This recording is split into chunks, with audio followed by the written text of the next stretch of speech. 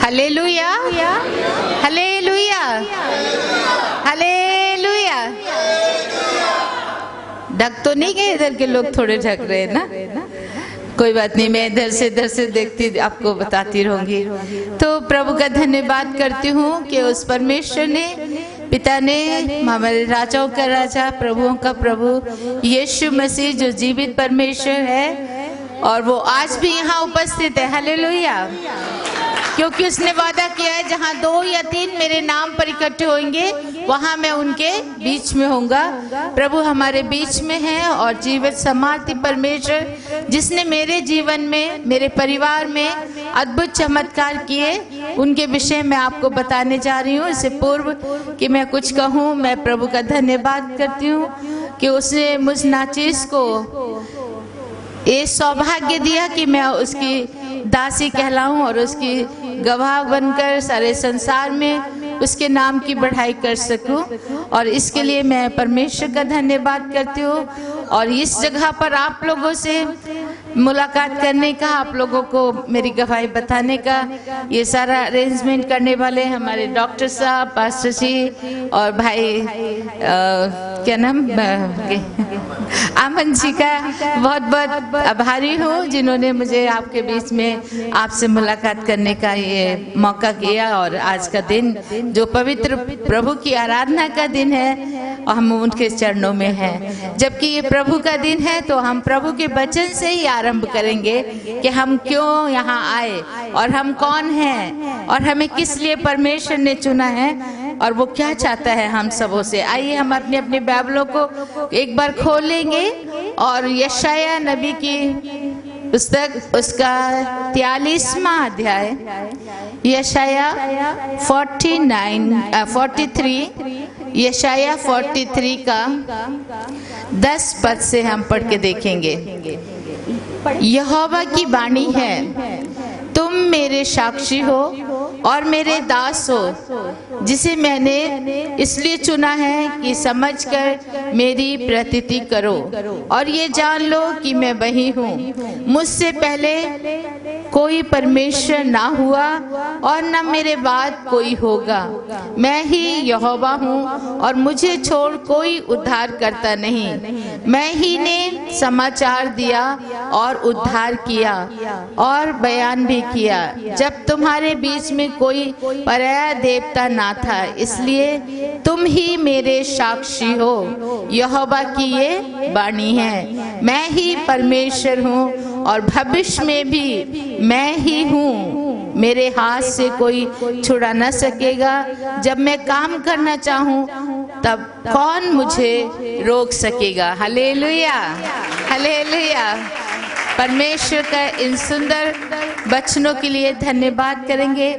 1 minute के लिए आंखें बंद करेंगे और दुआ में उस खुदा बाप को यहाँ पर इन वचनों को समझाने के लिए हमें समझ और अक्ल दे, हम इसे समझ सकें और इसी के द्वारा साथ साथ गवाही दे सकूं, इसके लिए प्रार्थना करती हूँ।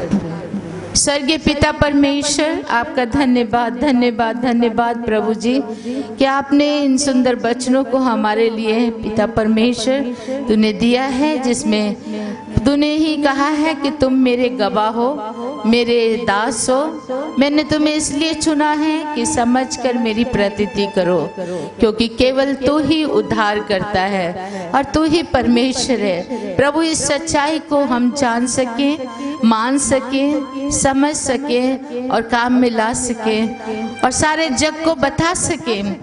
ऐसा प्रभु जी हमें वरदान दो, हमें आशीषित करो। इस कलीसिया के लिए दुआ करती हूँ प्रभु जी, इस कलीसिया को बहुत से आशीष देना और इनके पास्टर को, इनके चर्च लीडर को, सभी को प्रभु अपने आत्मा के अभिषेक से भर दे पिता परमेश्वर, ताकि बहुत से तेरी सेवा दिलो जान से करने पाए। प्रभु यीशु के मधुर और मीठे नाम से मांगती हूँ, आमीन। प्यारे बहन और भाइयों, परमेश्वर ने हम सभी को जो यहाँ पर आज उपस्थित है, प्रभु के चरणों में बैठे हैं, उसने हमें चुना है। क्या चीज के लिए चुना है? यहाँ कहता है तुम मेरे गवाह हो, तुम मेरे दास हो। मैंने तुम्हें इसलिए चुना है कि मुझे समझकर मेरी प्रतीति करो। प्रभु को समझना है, केवल जानना नहीं। हमें बहुत से लोग यीशु मसीह को जानते हैं। आज संसार के कोने कोने में हर कोई कहता है हम यीशु को जानते हैं, क्योंकि हर जगह प्रचार हो रहा है, लोग सुनते हैं और इतना ही जानते हैं कि यीशु मसीह ईसाइयों का खुदा है, बस उससे आगे नहीं। लेकिन ये वचन में क्या कहा है? मुझे समझकर मेरी प्रतीति करो। प्रभु ये चाहता है, सिर्फ जानकर छोड़ देने वाला नहीं, वो चाहता है कि हम प्रभु को समझें और उसकी प्रतीति करें, मतलब विश्वास करें समझकर कि वो सच्चा परमेश्वर है, वो ही उद्धार करता है, वो ही केवल एक परमेश्वर है जो हमें जीवन देता है, जिसने हमें ये सुसमाचार दिया। कौन सा सुसमाचार? उद्धार का सुसमाचार, हमारे पापों की क्षमा का सुसमाचार, हमारी चंगाई का सुसमाचार, हमारे जीवन का सुसमाचार और हमें स्वर्ग तक ले जाने का सुसमाचार। कितनी अच्छी बात है, हालेलुया। तो ये देने के लिए प्रभु ने हमें चुना है, हमें सेलेक्ट किया गया है। We are the selected one. Not only that, उसके पहले आप देखेंगे यशाया 43 और उसके 4 और 5 पद में कहता है, you are the precious one in my sight. तुम मेरी दृष्टि में अनमोल हो, प्रतिष्ठित हो, मैंने तुम्हें चुन लिया है, तुम मेरे हो। आई लव यू, मैं तुम्हें प्रेम करता हूँ। हाय, कितनी अच्छी बात है, हालेलुया। कह सकते हैं मैं प्रभु की दृष्टि में अनमोल हूँ। एक दूसरे को बोलो, मैं अनमोल हूँ। कितनी अच्छी बात है, मैं कितना भाग्यशाली हूँ क्योंकि प्रभु मुझसे प्यार करता है। कितनी अच्छी बात है, हम उसे कर रहे हैं ये बड़ी बात नहीं है, वो हमें प्यार कर रहा है। कितना बहुमूल्य वचन है प्रभु यीशु का, हालेलुया। ये प्रभु यीशु ने हमसे प्यार किया। यूहन्ना 15 उसके 16 में कहते हैं, तुमने नहीं बल्कि मैंने तुम्हें चुना है और ठहराया है, तुम मेरे हो। वाह, क्या बढ़िया बात है। अगर कोई आपको कहे कि तुम मेरे हो और मैं तुम्हें प्यार करता हूँ। कभी कभी हम निराश हो जाते हैं, जिनका कोई नहीं है, दुखी है, परेशान है, अगर उनको कहे घबराओ मत बहन, हम है ना तुम्हारे लिए, भाई आप चिंता मत करो, बेटे आप चिंता मत करो, हम है ना। अगर कोई दिलासा दे तो कितना अच्छा लगता है। यहाँ कौन दिलासा दे रहा है? जीवित परमेश्वर, हालेलुया। और वो क्या कहता है? मेरी नजरों में तू बेशकीमती है, मैं तुझसे प्यार करता हूँ। बेशकीमती ही नहीं बल्कि प्रतिष्ठित है, रेस्पेक्टफुल है, बड़ा है, अच्छा है, सुंदर है। कितनी अच्छी बातें प्रभु यहाँ हमसे कहता है। इसलिए उसने हमें चुना है। मैं अपने आप को सोच रही थी मैं बेकार गई गुजरी, किसी काम की नहीं, लेकिन उस परमेश्वर ने, उसकी दृष्टि में मैं प्रतिष्ठित हूँ, हालेलुया। उसकी दृष्टि में मैं बेशकीमती हूँ क्योंकि उसने मुझे चुन लिया।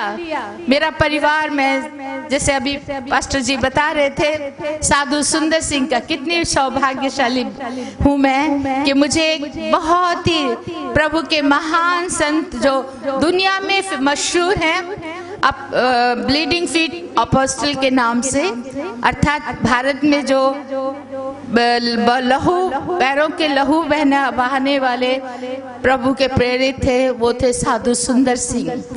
वो पहाड़ों पे गए, आपने उनकी फिल्म में देखा, नंगे पैर चला करते थे, खून बहता जाता था, उस खून के निशान छोड़ते जाते और आगे बढ़ते जाते अपने प्रभु के लिए, हालेलुया।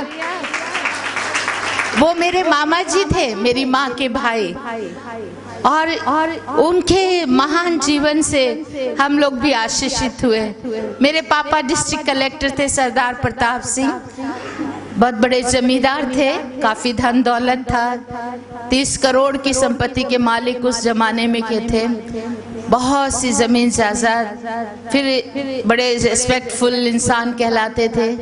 लैलपुर उस समय पाकिस्तान हिंदुस्तान नहीं बना था, उसमें उनका नाम बहुत फेमस है, पुराने लोग उनको आज भी याद करते हैं। शादी होगी मेरी मम्मी और दोनों के 12 साल हो गए, कोई औलाद नहीं थी और उस समय बिल्कुल निराश हो गए थे, टूट चुके थे। डॉक्टरों ने भी जवाब दे दिया था, हर जगह मत्थे टेके, कहीं भी कोई आस नहीं हुई, वहां से भी निराश होकर बैठे हुए थे। और उस समय साधु सुंदर सिंह ने आके कहा, निराश मत हो, एक है जो हमें सब कुछ दे सकता है, वो है यीशु मसीह। और उनके लिए प्रार्थना की, प्रार्थना के बाद कहा, अगले साल तुम्हारे यहाँ बच्चे होंगे। हालेलुया। और वैसा ही हुआ। 1926 में साधु सुंदर सिंह की प्रार्थना के द्वारा मेरी मम्मी को जुड़वा बेटों की आशीष मिली और ये बहुत बड़ा चमत्कार था। और साधु सुंदर सिंह ने कहा, पहला फल और 10वां भाग परमेश्वर का होता है, तो अपना पहला फल जो संतान है उसमें से पहला बेटा परमेश्वर को देना है। लेते हुए तो हम बहुत खुशी से लेते, कोई हमें दे, और देने के समय जब कहा जाए देना पड़ेगा तो कई लोग छोड़ देते चर्च भी। 10वां भाग का अगर पास्टर बोल दें, वह नहीं जाएंगे, 10वां भाग मांगते, ये मांगते, वो चले जाते हैं। और लेने के लिए यहाँ मिल रहा तो दौड़े आते हैं ना। तो इसी तरह दूसरे लोग ऐसा सोचते, लेकिन मेरी मम्मी पापा ऐसे नहीं थे। वो मेरी मम्मी ने खुशी से कहा, मैं दूंगी।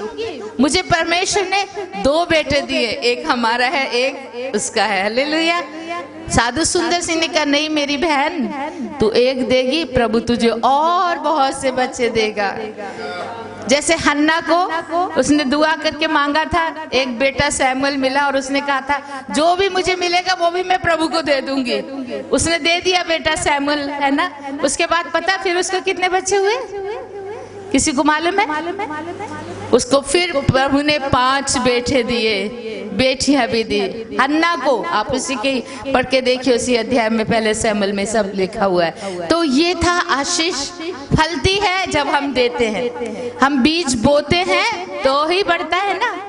अगर इतने से दाने चावल के या धान के या गेहूं के आप रख छोड़ते हैं, ये बढ़ेगा? सोचें, रख के ऐसे पोटली में बांध के रखेंगे तो बढ़ेगा नहीं। उसको मिट्टी में बो दो मतलब दे दो। और जब हम उसको बो देते, एक दाना बोते हैं और वहां से कितने दाने निकलते हैं? बहुत सारे। तो ये है आशीष का कारण। मेरी माँ ने कहा, मैं दूंगी। उन्होंने अपना पहला बेटा, जिनका नाम था किशन सिंह, साधु किशन सिंह, साधु सुंदर सिंह ने उनको बचपन में ये नाम दिया और कहा, ये मेरी तरह साधु बनेगा और ये भी मेरी तरह दुख उठा के मसीह की सेवा करेगा। और वो भी हुआ। तो जब उन्होंने दान दे दिया तो साधु सुंदर सिंह ने कहा, बहन तेरा घर बच्चों से भर जाएगा, प्रभु इतने देगा। लो जी, फिर तो शुरू हो गई लाइन पे लाइन, बच्चों के बाद बच्चा। बस होते होते 5 बेटे और प्रभु ने दे दिए, 7 बेटे हो गए और 3 बेटियां, 10 बच्चे हुए। और आपके सामने जो खड़ी है, मैं 10 नंबर हूँ, 10 के बाद ही हुई बस। प्रभु का धन्यवाद। और मैं 10वां भाग प्रभु ने लेना था ना, इसलिए प्रभु ने मुझे वहां पर जन्म दिया। मुझे पहले से ही माँ के पेट से ही प्रभु ने अपने लिए चुन लिया। Praise the Lord, hallelujah. हमारे पंजाबी में कहते हैं टिड करोड़ी, मतलब आखिरी पेट से आने वाली, बिल्कुल बेकार, कमजोर सी, बिल्कुल अजीब सी थी मैं। मेरे दूसरे बहन भाई बड़े तंदुरुस्त, हेल्थी, मोटे, ताजे, सुंदर सुंदर, लेकिन मैं जन्म हुई तो बिल्कुल कमजोर, सड़ी सी। और दूसरे भाई बहन बाद में सब अमेरिका में सेटल हो गए हैं। हमारे 6 भाई और 2 बहनें, और मैं बड़े मेरे भाई और मैं ही इंडिया में थी। जब मम्मी पापा इंडिया पाकिस्तान अलग अलग हो गया और हमें यहाँ करोल बाग में हमारे डैडी को जगह मिली, यहाँ आकर सेटल हो गए थे। 1950 में मेरा 53 में मेरा जन्म हुआ और उसके कुछ दिनों के बाद ही मेरी मम्मी की डेथ हो गई और उसके बाद मेरे डैडी भी चले गए और मैं अकेली हो गई, अनाथ, बहुत दुखी। मेरे भाई साधु किशन सिंह, वो भी प्रभु की सेवा जगह जगह करते थे, बीच बीच में कभी आके मिलते थे।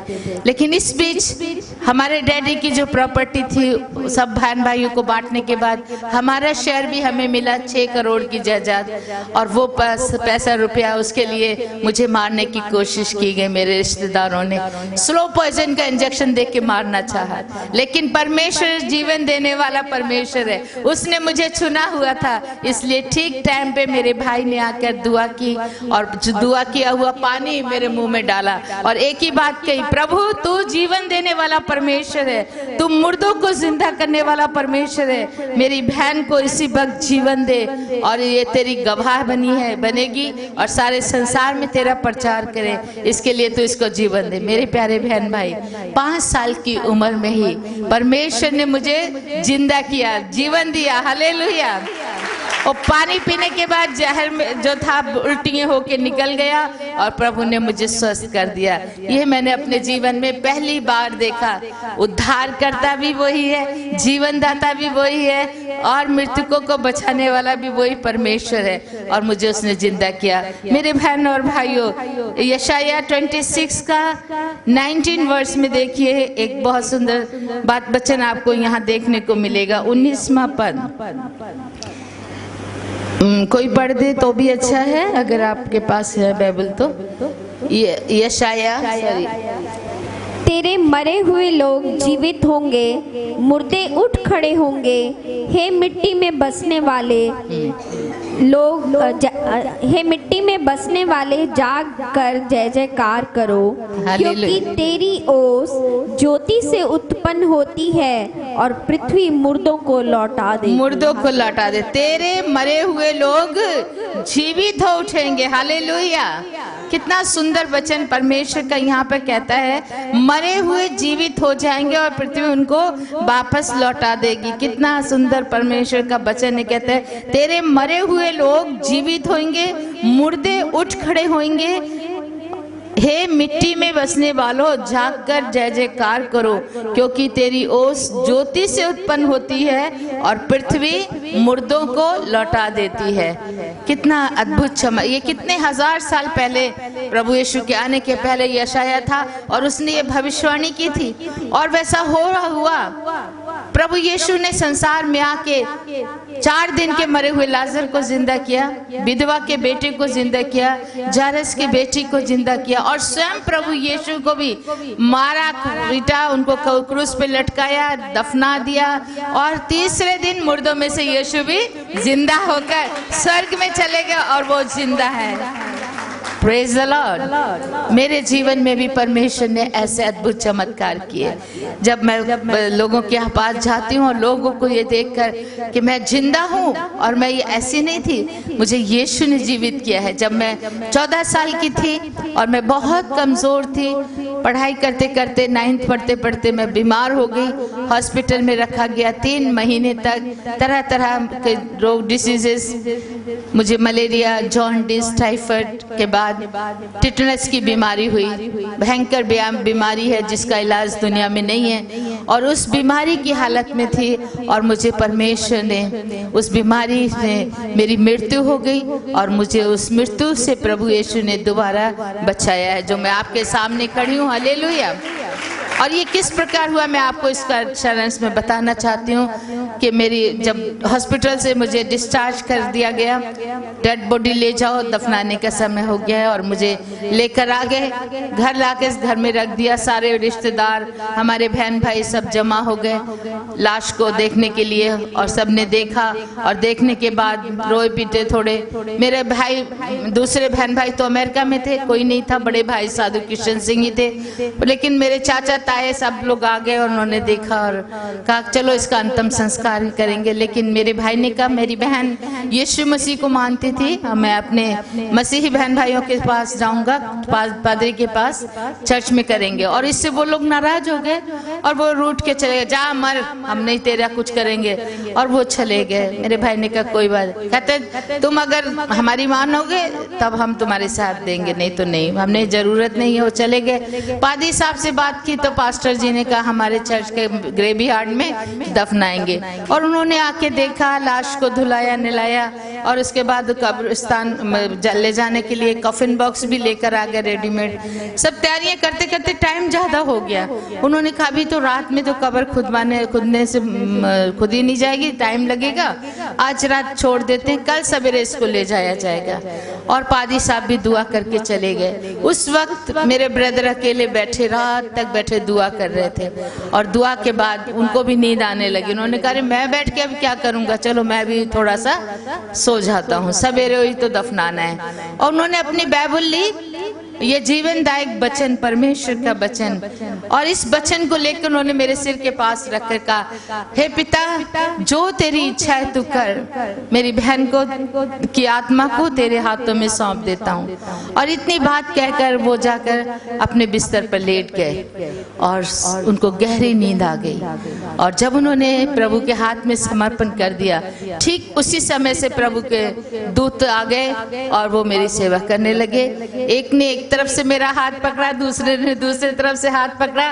इतना सुंदर मुझे लग रहा था, बहुत प्यार से वो मुझे उठा के और लेके चलना शुरू कर दिया, और मुझे बादलों के ऊपर उड़ाते हुए लेके जा रहे थे। बहुत अच्छा लग रहा था। और बादलों के ऊपर जाते जाते इतना अच्छी जगह पहुंचे जहां चारों तरफ रोशनी ही रोशनी थी, और बहुत सुंदर माहौल था, और वो परमेश्वर का स्वर्गराज था। और वहां पर सोने के घर बने हुए थे, सोने की सड़कें थी, उन पर चलते हुए ले जा रहे थे। और मैंने देखा वहाँ बहुत सुंदर सुंदर गार्डन भी थे, बड़े प्यारे प्यारे लोग वहाँ मुझे नजर आए, जो सफेद वस्त्र पहने, सिरों पर सोने के मुकुट लगे हुए, और बहुत आदर सम्मान से मुझे अपने पास बुला रहे, आइए आपका स्वागत है हम लोग के साथ में। तो मुझे इतना आनंद आ रहा था, मैं कभी भी ऐसा सोचा नहीं था कि मैं इतनी भाग्यशाली होंगी कि मुझे प्रभु के राज में जगह मिलेगी।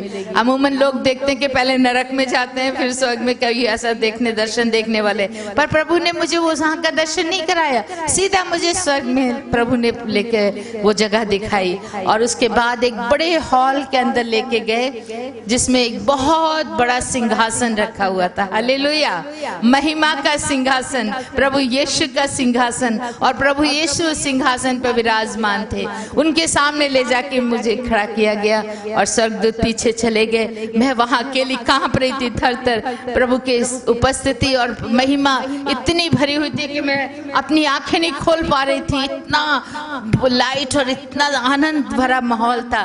फिर मैंने कहा मैं प्रभु के दर्शन तो करूं, यीशु कैसे दिखते हैं। और मैंने अपनी आंखें खोली और उस सिंहासन की ओर ताकना शुरू किया, जिस सिंहासन पर यीशु जी बैठे हुए थे, और उनका चेहरा देखना चाहती थी। उनके हाथ पैर तक तो, उनके वस्त्र तो मुझे दिखाई दिए, लेकिन उनके चेहरे की तरफ जब दृष्टि की तो उनके चेहरे पे कुछ भी नजर नहीं आ रहा था, क्योंकि वो लाइट इतनी तेज थी, और वो एक बड़े सूरज की तरह चमक रहा था उनका मुंह। हालेलुया। और उसको देखकर मैं बहुत खुश हुई, और मेरी आंखें बिल्कुल उस समय जैसे अंधी की जैसी हो गई थी, इतना तेज था प्रभु के चेहरे पर, मुझे कुछ दिखाई नहीं दिया। लेकिन उसी वक्त एक बड़ी मीठी आवाज सुनाई दी, और उस आवाज ने मुझे कहा, बेटी शांता, तुझे ये जीवन मैं वापस लौटाता हूँ, तू दुनिया में जा और जाके सबको बता मैं ही जीवित परमेश्वर हूँ, और मैं बहुत जल्दी आने वाला हूँ। हालेलुया। और ये सब कहते ही प्रभु ने अपने हाथ को मेरे सिर पे रखा और मुझे एकदम नीचे की तरफ भेज दिया। ऊपर से ऐसा लगा मैं गिरती गिरती गिरती गिरती बिल्कुल किसी खाई में जाके गिरी हूँ। जब मुझे होश आया, आंखें खोल के देखती हूँ कि मैं कौन से गड्ढे में गिरी हूँ, देखा तो वो तो मेरा ही काम बेडरूम है, मैं अपने बिस्तर के पास खड़ी हुई थी।